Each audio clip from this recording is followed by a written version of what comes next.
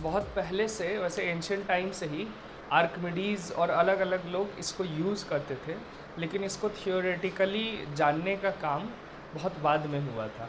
करीब 18th century में एक मतलब बहुत ही टैलेंटेड मैथमेटिशियन थे, जर्मन मैथमेटिशियन थे, गॉस। गॉस नाम था उनका, जिनका जिनका थ्योरम भी तुम लोग फिज़िक्स में पढ़े हो, है ना। तो उनका नाम था कार्ल फ्रेडरिक गॉस। उन्होंने इस थ्योरम को निकाला था, लिमिट को मतलब दिया था। लिमिट आने के बाद उसके पहले, उनके पहले जो लिमिट के बाद की गई थी वो न्यूटन और लेबनीज के उससे की गई थी। गॉस ने फिर उसको आगे बढ़ाने का काम किया था। One of the greatest mathematician थे उस टाइम के वो। तो गॉस कैसे उसको बनाए थे, तो सबसे पहले सैंडविच थ्योरम, नाम अपने आप में बहुत अजीब नाम है सैंडविच, है ना। इसका जितने भी नाम है, रशियन में, जर्मन में, फ्रेंच में, हर जगह नाम है, अलग अलग नेम से जाना जाता है। इसका दूसरा नाम है स्क्वीज़ थ्योरम, स्क्वीज़ थ्योरम भी बोल सकते हैं। और तीसरा नाम बहुत मतलब फेमस नाम है, ये तीन नाम, सैंडविच थ्योरम, स्क्वीज़ थ्योरम, और तीसरा नाम है two two police man and a drunken man, two police and a drunken man करके। वो क्या कहता है कि दो अगर पुलिस है, ठीक है, और किसी ड्रंकन प्रिजनर को चेज कर रहा है ना, तो ये अगर पुलिस का, दोनों पुलिस का पाथ है ना, और ड्रंकन मैन का पाथ इसी के बीच में कहीं होगा, और ये इसको चेज करते करते एक टाइम में तीनों कहाँ पे मिलेंगे, सेल में, है ना। ये जो पॉइंट है, ये जो पॉइंट है जहाँ पर तीनों मिले, वो कहलाता है, मतलब वही लिमिट निकलता है जिससे, है ना। और हम देख सकते हैं ये जो ड्रंकन मैन है, ये दो पुलिस मैन के बीच में स्क्वीज़ हो चुका है, इसलिए इसका नाम स्क्वीज़ थ्योरम है। और सैंडविच क्या होता है, हाँ, वो भी स्क्वीज़ करता है, इसलिए इसका नाम सैंडविच थ्योरम, ठीक है। तो इसका कारण यही था सैंडविच थ्योरम रखने का। तो हम लोग ये देखते हैं कि ये क्या है, ठीक है। मान लो कोई फंक्शन है एच एक्स और G X, H X and G X दो फंक्शन है, सच दैट उसका ग्राफ कुछ ऐसा अगर बना ले, मान लो ये एच एक्स है, ठीक है, और मान लो ये जी एक्स है, ये एच एक्स है और ये जी एक्स है, दोनों ही एक्स टेंस टू ए पर एल दे रहा है वैल्यू, लिमिट, है ना। यानी कि लिमिट एक्स टेंस टू ए पर जो एच एक्स का वैल्यू है, वही लिमिट एक्स टेंस टू ए पर जी एक्स का भी सेम वैल्यू है, which is equal to L, ठीक है। ये गिवन है, ये है गिवन कि अगर ऐसा है तो, ठीक है। अगर ऐसा है, ठीक है, देन अब हम कहें एंड, एक और कंडीशन है एंड, कि कोई तीसरा फंक्शन है एफ एक्स जो हमेशा एच एक्स, जी एक्स और एच एक्स के बीच में रहता है, जी एक्स और एच एक्स के बीच में अगर होता है, ठीक है। ये दो कंडीशन है, ये भी गिवन है, ठीक है। देन यहाँ से एक कंक्लूजन निकाल सकते हैं कि दोनों एफ एक्स जो प्रिजनर है वो ए पर, पोजीशन ए पर प्रिजन में ही होगा, है ना। क्योंकि जो एफ एक्स है वो इन दोनों के बीच में ही रहना है, तो एक्स टेंस टू ए पर इसको भी एल ही वैल्यू देना, ठीक है। इसका मतलब ये हुआ, then limit x tends to ए पर एफ एक्स का जो वैल्यू है वो भी एल ही आएगा। यही है सैंडविच थ्योरम। सबको ऑब्वियस ये कंडीशन है, ये तो समझ ही आ रहा होगा, बहुत सिंपल और बहुत ऑब्वियस है ना, मतलब बहुत लॉजिकल है, इसमें कोई वो तो नहीं है ना कि ये अगर दोनों के बीच में है और दोनों एक पॉइंट पर आके स्क्वीज़ कर दे रहा है, तो इसको भी इसी पॉइंट पर होना है ना, तो इसका वैल्यू एल। तो ये तो नॉर्मल फंक्शन है, नॉर्मल फंक्शन में भी ये बात हो सकती है ना। लेकिन कैसे ये लिमिट में काम आता है, इस पर क्वेश्चन हम लोग देखेंगे। कॉस 2/x, ठीक है, लिमिट x टेंस टू 0 पर इसका वैल्यू निकालना है। अब ये देखो ये कैसा फॉर्म पकड़ रहा है, एक तो 0 है, इनटू है, ये क्या है बता नहीं सकते। कॉस का वैल्यू ये इन्फिनिटी अंदर हो जाएगा समथिंग बाई ज़ीरो। लेकिन कॉस का वैल्यू चाहे एंगल का वैल्यू कितना भी बड़ा लो, -1 और +1 के बीच में ही कोई वैल्यू रहना है ना। तो आप बता ही नहीं सकते एग्जैक्टली इसका वैल्यू अभी क्या है ना। लेकिन अब इसमें सैंडविच थ्योरम लगाते हैं। कॉस 2/x का वैल्यू कहाँ से कहाँ तक होगा? -1 से लेकर 1 तक, ठीक है। और एक्स स्क्वायर अगर बोथ तीनों में मल्टीप्लाई करो तो -x² का value x² cos 2/x is less than equal to x², ये बोल सकते हैं, है ना। ठीक, अब ये देखो, ये है gx, ये है hx और ये है fx। ये कंडीशन को सेटिस्फाई कर दिया हमने। सैंडविच थ्योरम के पहले कंडीशन को तो बना लिया। अब हमको ये देखना है कि इन दोनों का वैल्यू x टेंस टू 0 पर क्या सेम आ रहा है। तो हम लोग देख सकते हैं लिमिट x टेंस टू 0 पर -x² का जो वैल्यू है 0 है, और वही लिमिट x टेंस टू 0 पर x² का भी वैल्यू, राइट। तो हम लोग क्या बोलेंगे, लिमिट x टेंस टू 0 पे x² cos 2/x का क्या वैल्यू आएगा, आंसर। ठीक, और कोई आंसर हो ही नहीं सकता है।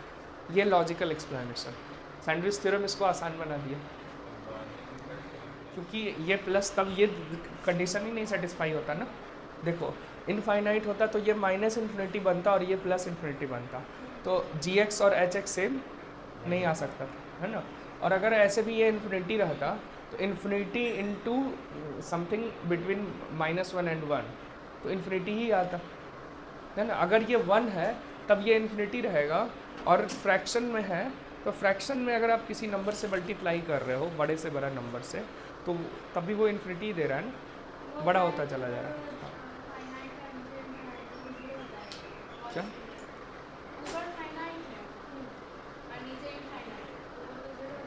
हाँ, नीचे है तब ना।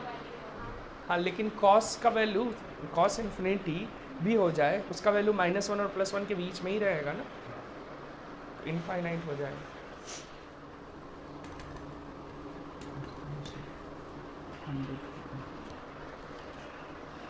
क्या सोचे, देखो sin² x का वैल्यू कहाँ से कहाँ तक होगा, 1 से 0 sin² x है, 0 से 1, तो 2 + sin² x का वैल्यू कहाँ से कहाँ तक होगा,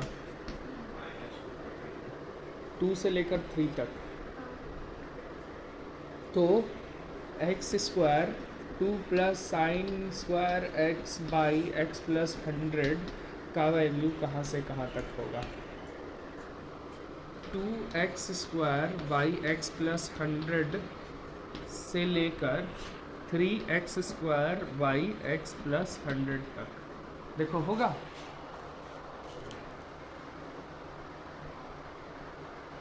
देखो सबको समझ आ गया। ठीक, तो अब बताओ सैंडविच थ्योरम लगाओ। लिमिट, अब तुमको क्या चेक करना है, x टेंस टू इन्फिनिटी पे इसका value, limit x tends to infinity पे इसका वैल्यू, है ना। तो इसका निकालते हैं।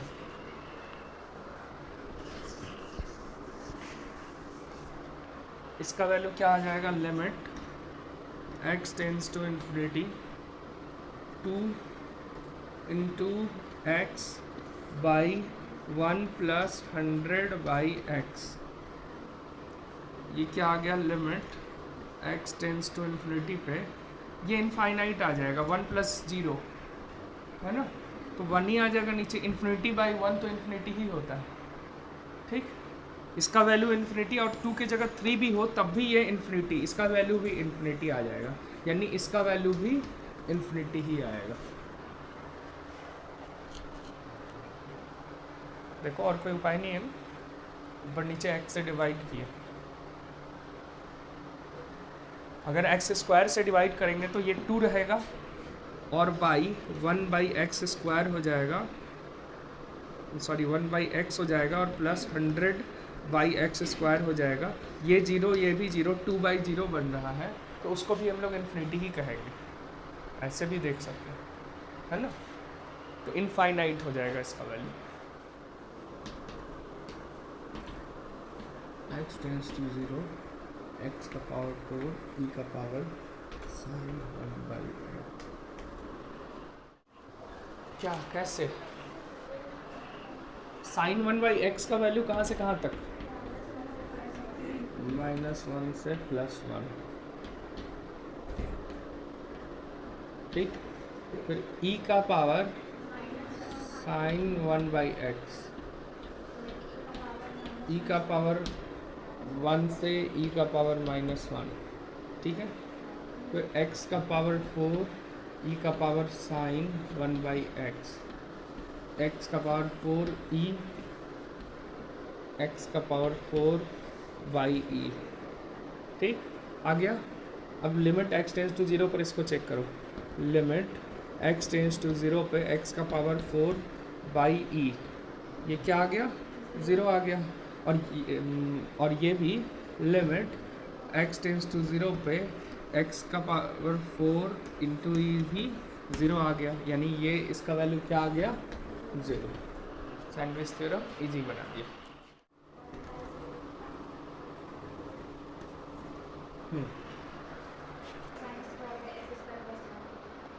हाँ, मतलब कोई ऐसे सोच सकता है कि एक्स स्क्वायर से डिवाइड करें, एक्स स्क्वायर से, तो ये 1 plus sign X by X square होगा और 1 plus cos x by X square होगा, क्योंकि साइन एक्स का वैल्यू -1 से +1 है ना।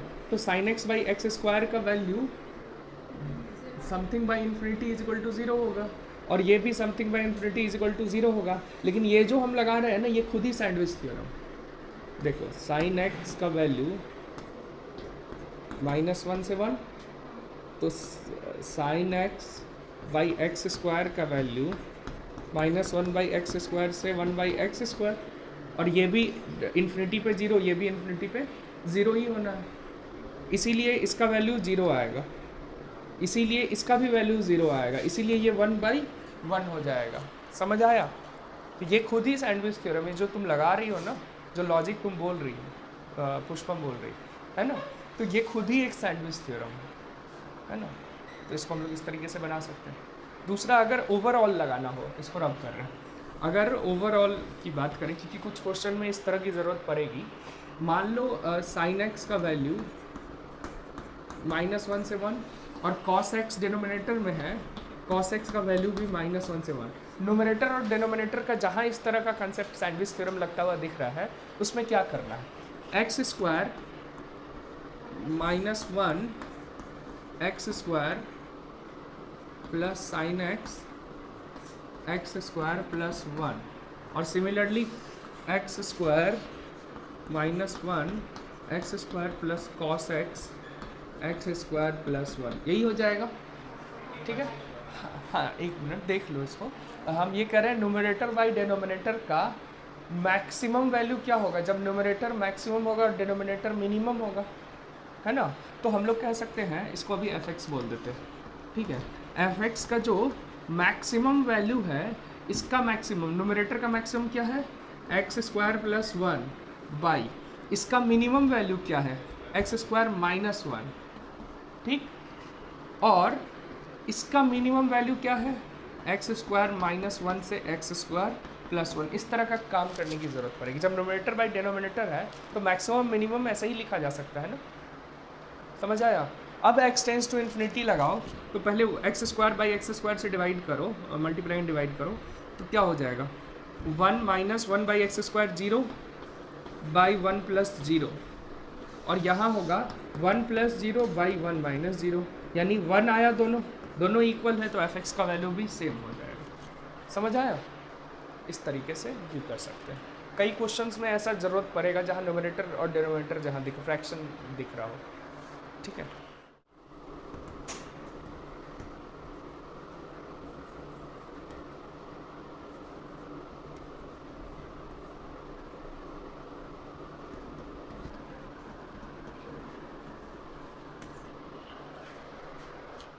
n/n² प्लस 1, इसको एफ बोल देते हैं, ठीक है। इसका जो मिनिमम वैल्यू होगा,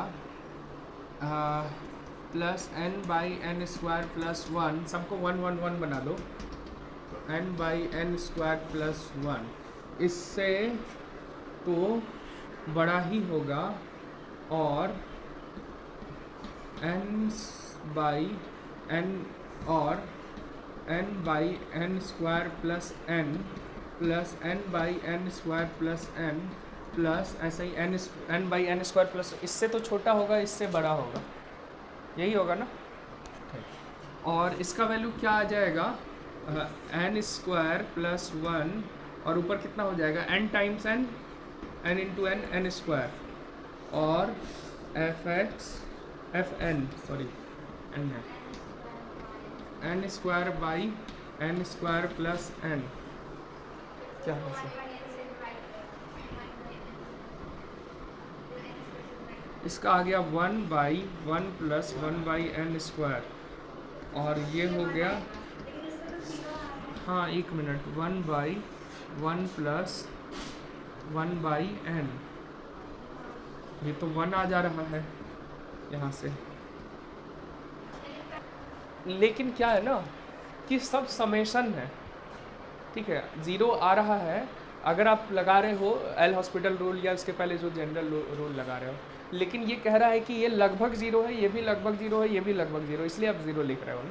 लेकिन आपको एक टर्म नहीं है ऐसा, एक टर्म होता तो हम उसको लगभग ज़ीरो लिख देते, लेकिन ऐसा इनफाइनाइट टर्म है क्योंकि n टेंस टू इन्फिनिटी है, तो वेरी स्मॉल क्वांटिटी ऐड होता जा रहा है, तो वहाँ पर अगर आप वो लॉजिक लगाते हो, इंडिविजुअली सब जीरो के करीब होगा, लेकिन सबका सम कोई एक वैल्यू देगा, तब आप वहाँ पर वो लॉजिक लगाते हो तो वो कुछ गड़बड़ आ सकता है, जैसे कि आ रहा है। इंडिविजुअली लॉजिक हमारा सही है कि ये जीरो होगा, ये भी लगभग जीरो होगा, ये भी लगभग जीरो होगा, लेकिन ऐसे छोटे छोटे वेरी स्मॉल क्वांटिटी का सम करेंगे जिसको हम लोग इंटीग्रेशन कहते हैं, ये और कुछ नहीं इंटीग्रेशन ही है, इंटीग्रेशन कहते हैं। तो इंटीग्रेट कुछ एक वैल्यू देता है ना, छोटे छोटे का सम भी हम लोग लेते हैं, तो ठीक उसी तरह है, ये वेरी स्मॉल एक रहता है तो नेगलेक्ट कर देते, लेकिन सबका सम के बतौर अगर देख रहे हैं तब ये वन आएगा,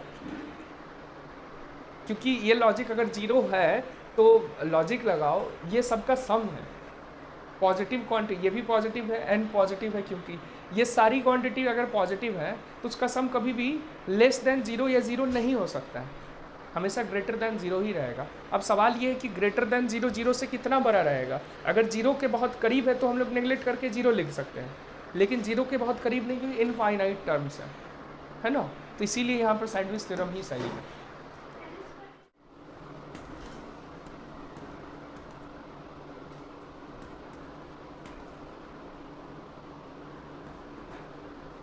ग्रेटेस्ट इंटीजर है ये b बाई एक्स का वैल्यू कहाँ से कहाँ तक होगा अगर इसका ग्रेटेस्ट इंटीजर की बात करें, या तो खुद b बाई एक्स के इक्वल होगा अगर ये खुद इंटीजर है तो, नहीं तो इससे एक कम होगा, b by x minus one होगा, यही तो लगाया है ये, है ना।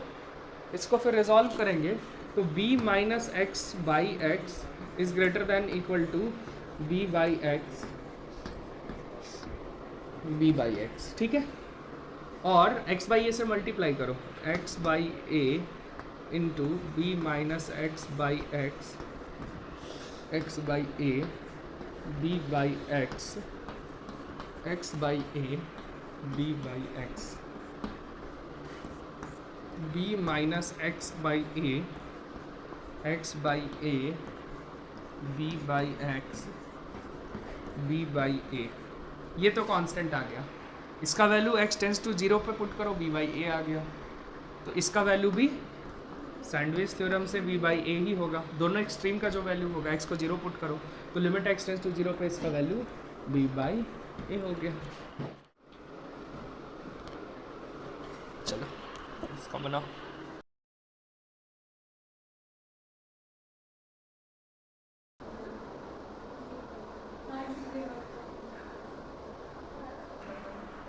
कुछ भी है देखो प्राइवेट, ये याद रखना, समझ आया, सही है, बिल्कुल सही है प्रोसेस।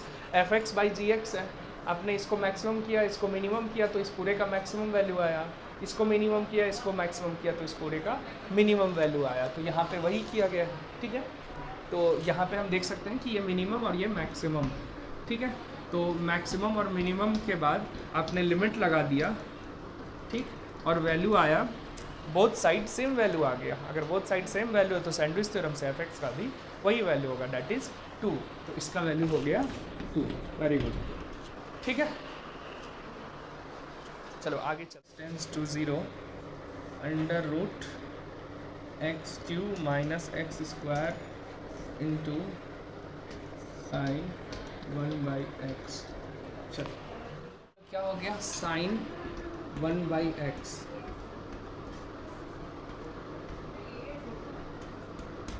ठीक, root under x cube minus x square sine 1/x